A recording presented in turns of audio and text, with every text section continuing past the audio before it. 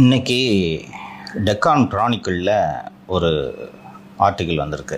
Deccan கிரானிக்கிளின் editor திரு R மோகன் அவர்கள் அதை எழுதியிருக்காரு. நம்ம சென்னை டைரின்ற ஒரு வீக்லி காலம். அதில் அவர் என்ன சொல்கிறாருன்னா, ஊழலை ஒழிப்பேன் என்று முதல்வர் சொன்னதோடு செயலிலும் அதை செய்து காட்டியிருக்கிறார். எனக்கு தெரிந்த நண்பர் ஒருவர் கடந்த வாரம் தாசில்தாரை சந்திக்க தாலுகா ஆஃபீஸ்க்கு சென்றார். தாசில்தார் அவரை அமர வைத்து ஒரு கப் காஃபியை வாங்கி கொடுத்து அவருடைய வேலையை முடித்து கொடுத்தார். இது போல எனது வரலாற்றிலேயே நடந்ததில்லை என்று அந்த நண்பர் சொன்னார். அவருக்கு சொந்தமாக ஒரு இடம் இருக்குது. அந்த இடத்துல இந்த இடம் அரசுக்கு சொந்தமானதுன்னு ஒரு போர்டு வச்சிடுறாங்க. இவர் அந்த இடத்த விற்கணும்னு போகும்போது அந்த போர்டு சிக்கலை உருவாக்குது. விற்க முடியல. பெரம்போக்கு நிலம்னா அரசுக்கு சொந்தமானதுன்னு அர்த்தமா? விற்க முடியல.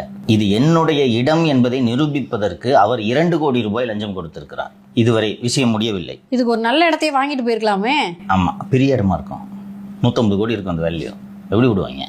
அதன் பிறகு கடந்த வாரம் அவர்களாக அழைத்து காப்பி வேற வாங்கி கொடுத்து உங்க வேலை முடிஞ்சிச்சுன்னு சொல்றாங்களாம். என்னால இது நம்ப முடியலன்ட்டு அந்த நண்பர் ஒரு மோகன்கிட்ட சொல்லியிருக்காரு.